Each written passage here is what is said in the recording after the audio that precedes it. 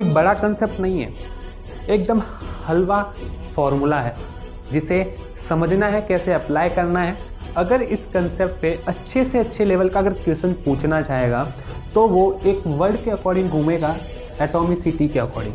लेकिन आपको टेंशन लेने की ज़रूरत नहीं है, मैं आपको सारे के वो सारे तरीके बताऊंगा जो आपको एग्जामिनर पूछ सकता है। ये आपके सामने भैया क्वेश्चन है और इस क्वेश्चन से प्यार करना स्टार्ट कर लो, क्योंकि जब इस क्वेश्चन से आप प्यार करोगे ना, ये क्वेश्चन आपको बहुत सी चीज़ें दे के जाएगा, इन्फॉर्मेशन भी देगा और खुद बताएगा कि मुझे सॉल्व करने के लिए कौन सा कंसेप्ट यूज़ करना है।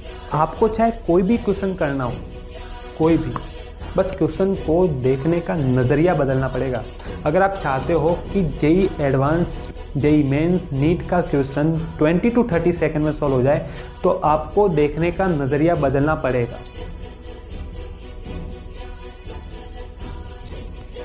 Hello my future doctors and future engineer, तो welcome to all of you the mind physics.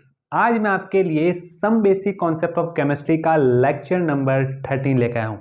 आज के इस लेक्चर में हम पढ़ने वाले हैं मॉलिक्यूलर वेट निकालने का थर्ड मेथड। थर्ड मेथड क्या है? आपको एक कंपाउंड दिया जाएगा, उसमें किसी एलिमेंट का परसेंटेज मास दिया जाएगा और उस परसेंटेज मास को देकर के उस कंपाउंड का मॉलिक्यूलर वेट निकालना होगा।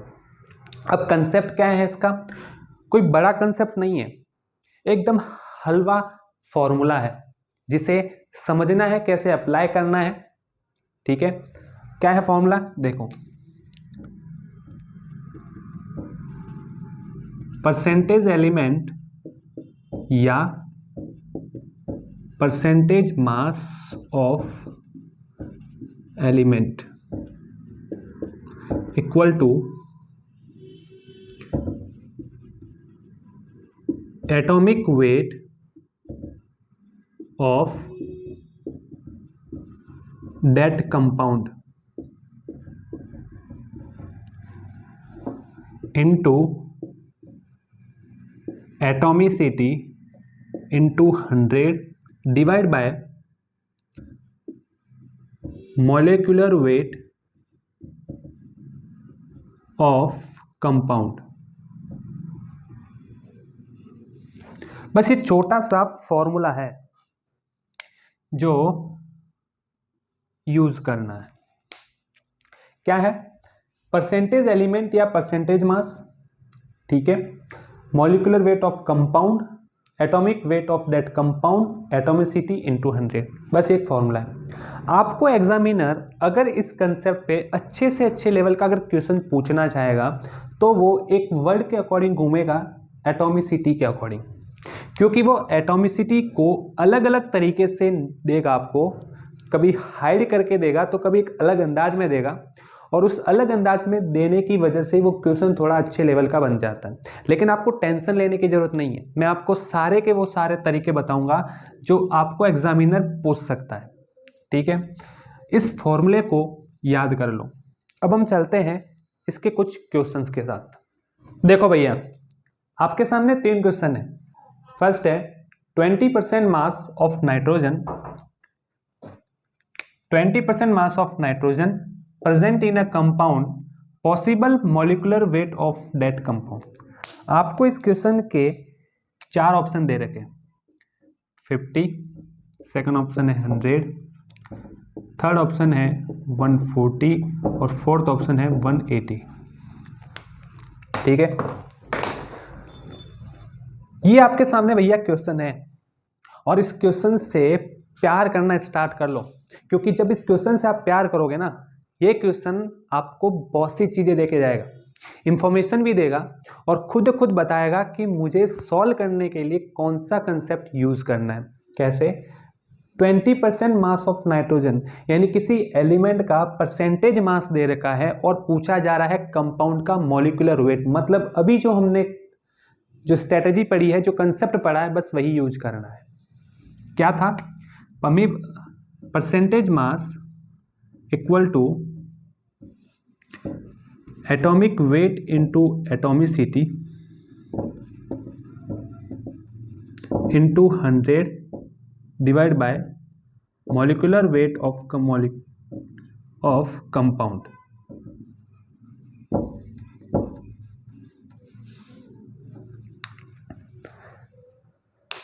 आपको परसेंटेज मास दे रखा है, भैया कुछ नहीं है, बस फॉर्मूला लगाना है, फॉर्मूले में जो जो चीज़ें हैं वो पकड़ पकड़ के रखनी है। अगर वो अच्छे से अच्छे लेवल का क्वेश्चन पूछना चाहेगा तो आपको एटॉमिसिटी को अलग अलग अंदाज में देगा। वो कैसे देगा, वो तीनों क्वेश्चन मैंने आपके सामने लिख दिए हैं, अभी करते हैं। पहले ये देखो, परसेंटेज मास दे रखा आपको कितना 20, एटॉमिक वेट, नाइट्रोजन का वेट कितना है, इस एटम नाइट्रोजन का वेट कितना होता है 14 इंटू एटॉमिसिटी। मुझे इस कंपाउंड में नाइट्रोजन के एटम्स कितने हैं इस कंपाउंड में मुझे कुछ पता नहीं है, मुझे कुछ पता नहीं है, तो मैंने ऐसा कैसा लिख दिया एटॉमिसिटी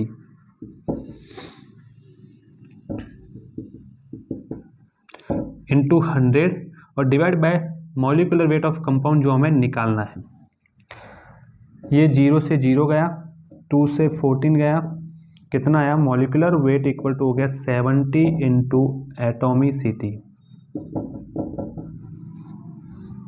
अब मुझे एक चीज़ बताओ, अब क्वेश्चन में देखो एक इंफॉर्मेशन और दे रखी है। क्वेश्चन में बोला है आपको possible molecular weight of that compound, यानी कंपाउंड का पॉसिबल मॉलिक्यूलर वेट क्या हो सकता है। आपके सामने 4 ऑप्शन है।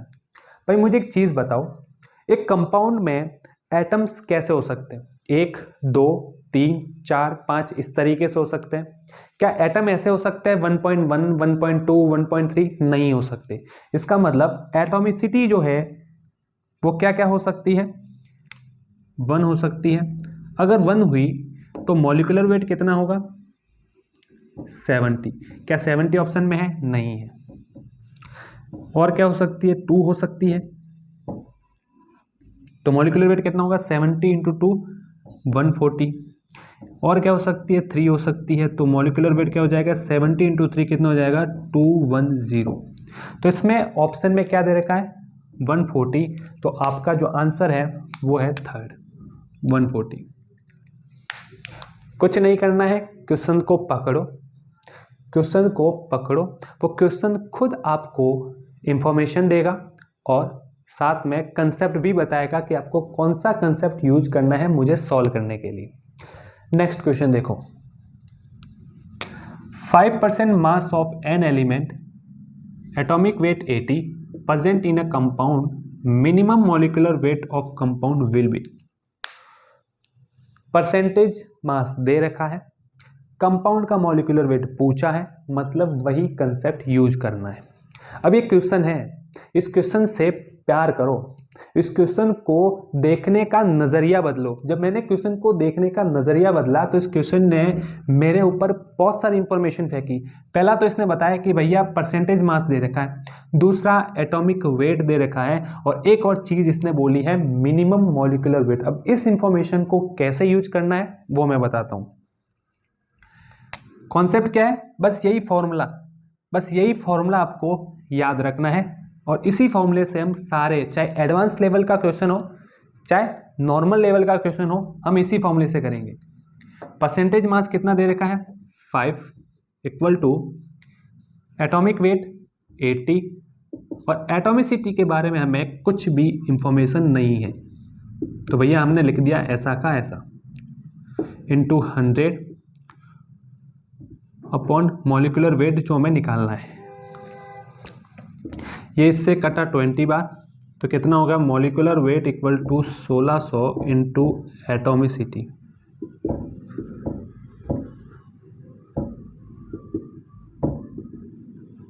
अब क्वेश्चन में एक इंफॉर्मेशन हमने ड्रॉप की हुई थी, वो क्या, वो है मिनिमम मॉलिक्यूलर वेट।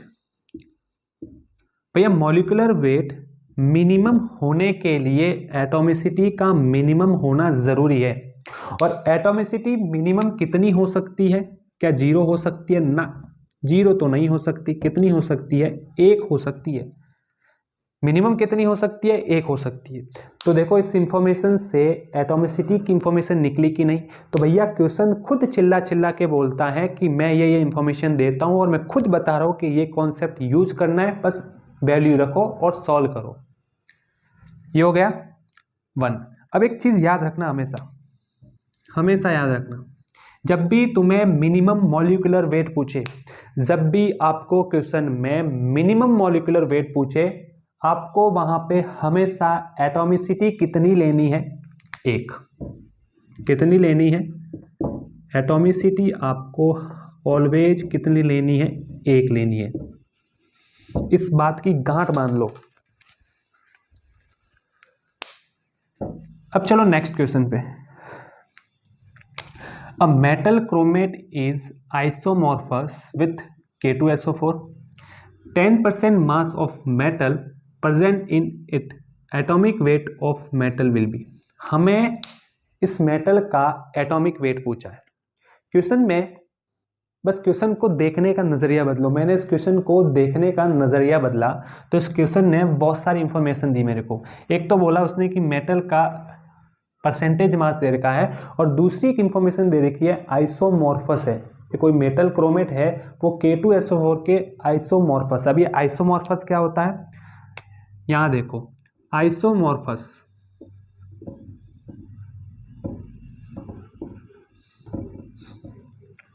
आइसोमॉर्फस का मतलब होता है जिसकी क्रिस्टल शेप सेम हो और एटम्स का जो अरेंजमेंट है वो भी क्या हो, सेम हो, उसे बोलते हैं आइसोमॉर्फस कंपाउंड। किसे बोलते हैं आइसोमॉर्फस कंपाउंड, जिनकी क्रिस्टल शेप सेम हो और अरेंजमेंट ऑफ एटम्स क्या हो, सेम हो। इसका मतलब ये वाली इंफॉर्मेशन आपको एटॉमिसिटी के बारे में बताती है। कैसे, इसने बोला जैसे K2SO4 है, इसका आइसोमॉर्फस है कौन, मेटल क्रोमेट, यानी ये मेटल क्रोमेट। आइसोमॉर्फस का मतलब क्रिस्टल शेप सेम और अरेंजमेंट ऑफ एटम सेम, यानी यहाँ पोटेशियम के 2 एटम है तो मेटल के भी 2 एटम हो गए, और ये जो नेगेटिव ग्रुप जुड़ा है इसका एक मॉलिक्यूल है तो इसका भी यहाँ पे एक ही मॉलिक्यूल होगा। यानी ये हमें यहाँ से एटॉमिसिटी की इंफॉर्मेशन देता है, और कितनी है यहाँ पे 2 है। बस यही एक एटॉमिसिटी निकालनी थी। उसके बाद तो क्या, बस ये फॉर्मूला है, जो चीज़ दे रखी है उसको रखो और जो आपको चाहिए वो ले जाओ।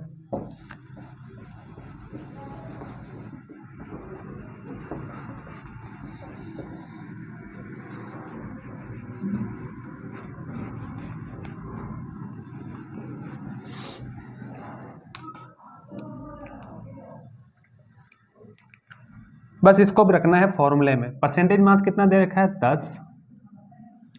हमें मेटल का एटॉमिक वेट निकालना है, मान लेता हूं x है, इंटू इसकी एटॉमिसिटी कितनी है 2 है, इंटू 100।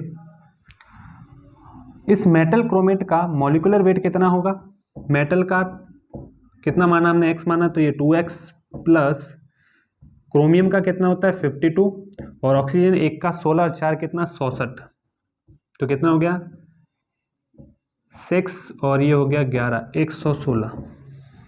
तो 2x प्लस 116, इस 10 से ये 10 गया, 2x plus 116 equal to 20x, तो 18x इक्वल टू कितना हो जाएगा 116, और x इक्वल टू हो जाएगा 116/18। यह आ गया आपका मेटल का एटॉमिक वेट। ये आइसोमॉर्फस है, बस ये कंसेप्ट यूज करना था। मैंने बोला ना, अच्छे से अच्छे लेवल का अगर वो क्वेश्चन पूछना चाहेगा तो आपको एटॉमिसिटी के इर्द गिर्द ही घुमाएगा। अब इसको मैं आपको कुछ कंपाउंड बताता हूं, वो आपको याद रखने हैं। क्या कंपाउंड है,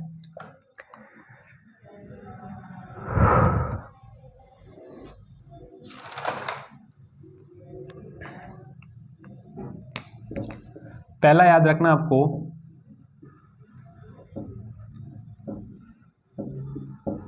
ग्रीन विट्रियोल FeSO4.7H2। दूसरा आपको याद रखना है white vitriol ZnSO4 0.7H2। Third आपको याद रखना है blue vitriol copper sulphate 0.5H2। और फोर्थ आपको याद रखना है इप्सम सॉल्ट MgSO4.7H2।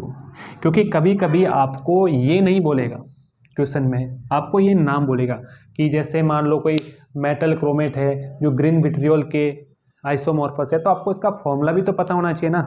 तो आप इन चारों को याद रखो क्योंकि ये ज़्यादा इंपॉर्टेंट है और ये ज़्यादा यही पूछे जाते हैं। बस इसी तरीके से इस पे क्या बनते हैं, क्वेश्चंस बनते हैं। अब हम दूसरा मेथड लेते हैं। देखो आपके सामने फोर्थ मेथड है ड्यूलॉग-पेटिट-लो मेथड। ये जो मेथड है ये कब लगाना है, जब आपको किसी एलिमेंट की स्पेसिफिक हीट दो। क्या दी हो, जब एलिमेंट की आपको स्पेसिफिक हीट दी हो और स्पेसिफिक हीट देकर के आपको एटॉमिक वेट पूछे, तो आपको ड्यूलॉग-पेटिट-लो मेथड कॉन्सेप्ट यूज करना। अब इसका कॉन्सेप्ट क्या, कुछ नहीं है, बस छोटा सा फॉर्मूला है जिसे आपको याद रखना है। क्या है फॉर्मूला, है atomic weight into specific heat in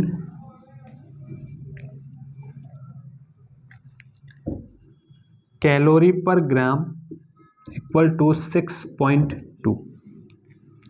ये है 6.4। ये है फॉर्मूला।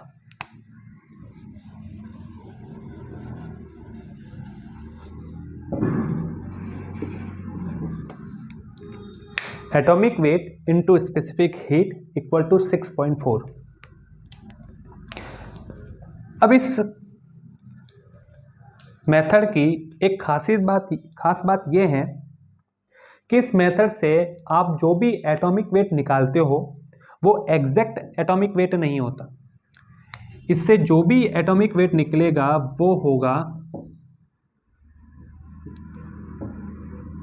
अप्रोक्सीमेटेड। जो भी वेट निकलेगा वो अप्रोक्सीमेटेड होगा, एग्जैक्ट एटॉमिक वेट इस मेथड से आप नहीं निकाल सकते। ठीक है, क्या याद रखना आपको, ड्यूलॉग-पेटिट-लो मेथड वैसे भी इतना इंपॉर्टेंट है नहीं। एनसीईआरटी में जो है वो 3 दे रखे थे, मैंने आपको बता दी, जो स्टार्टिंग वाले थे वो तीनों एनसीईआरटी में दे रखे हैं, उनको अच्छे से पढ़ लेना। उस पर किस किस तरीके से अच्छे लेवल के क्वेश्चन बन सकते हैं वो भी मैंने आपको बता दिए। इसमें अगर आपको स्पेसिफिक हीट दे रखी हो एलिमेंट की और एटॉमिक वेट पूछा हो तो बस इस फॉर्मूले को यूज करना है। बस इसमें एक चीज़ याद रखनी है कि जो भी एटॉमिक वेट निकलेगा वो अप्रोक्सीमेटेड होगा। अब इसका मैंने एग्जांपल लिया है, specific heat of an element is 0.11 calorie per gram and its equivalent weight is 18.61। Calculate exact atomic weight. अभी हमने बोला कि ड्यूलॉग-पेटिट-लो मेथड मतलब जब स्पेसिफिक हीट दे किसी एलिमेंट की और फिर एटॉमिक वेट पूछे, मतलब ये लगाना है, मतलब ये फॉर्मूला लगाना है। ठीक है, स्पेसिफिक हीट दे रखी एलिमेंट की और हमें एटॉमिक वेट पूछा है, मतलब ये लगाना है। अब कुछ लोगों को यहाँ पे डाउट होगा कि सर यहाँ पे तो अप्रोक्सीमेटेड एटॉमिक वेट निकलता है और क्वेश्चन में हमें बोला है एग्जैक्ट एटॉमिक वेट। तो एक चीज़ याद रखना, इससे तो हम अप्रोक्स ही निकाल सकते हैं, एग्जैक्ट नहीं निकाल सकते। अगर आपको एग्जैक्ट निकालना है या एग्जामिनर ने बोला है कि एग्जैक्ट निकालना पड़ेगा तो आपको एक एडिशनल इंफॉर्मेशन देगा इक्विवेलेंट वेट की। अभी ये इक्विवेलेंट वेट क्या होता है अभी हमने पढ़ा नहीं है, लेकिन इसका फॉर्मूला जो है वो मैं भी बताने वाला हूँ।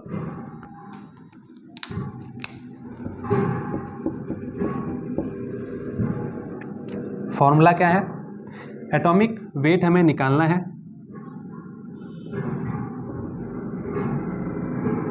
इक्वल टू 6.4 डिवाइड बाय 0.11, जब इसको आप सॉल्व करोगे तो आपकी वैल्यू आएगी 58.2। ये कैसा है? अप्रॉक्स वैल्यू है, ये अप्रॉक्स वैल्यू है। इससे मैं अप्रॉक्स वैल्यू ही निकाल सकते हैं। एग्जैक्ट निकालनी है तो आपको एक इंफॉर्मेशन देगा एडिशनल, कौन सी? Equivalent weight. इक्विवेलेंट वेट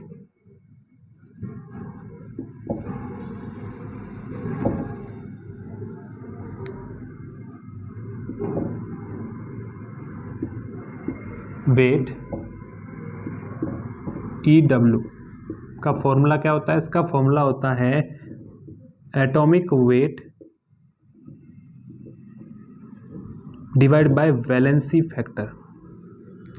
ये फॉर्मूला, फिलहाल इस फॉर्मूले को याद कर लो। इसका एक अलग कॉन्सेप्ट होता है जिसको मैं आगे पढ़ाने वाला हूं। ठीक है, हमारे पास ये चीज़ है, ये चीज़ हम यहाँ से निकाल चुके हैं। यहाँ से हम निकालने वाले वैलेंसी फैक्टर। क्या निकालने वाले? Valency factor. इक्विवेलेंट वेट कितना दे रखा है?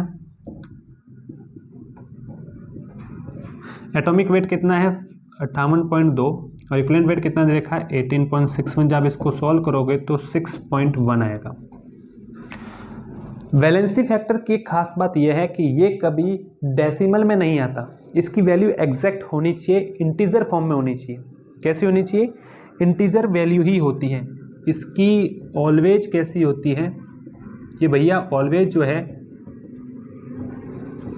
इंटीजर होता है। जब ऑलवेज इंटीजर होता है तो मैं क्या इस 3.1 को 3 ले सकता हूँ?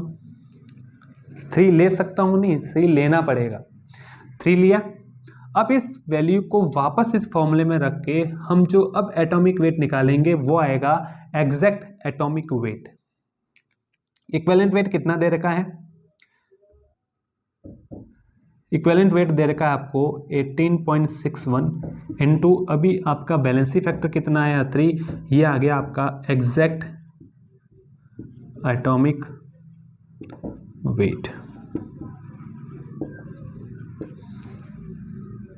ये आया एग्जैक्ट एटॉमिक वेट। अब इसको जब आप सॉल्व करोगे तो ये आपका आएगा 55.83। ये है एग्जैक्ट।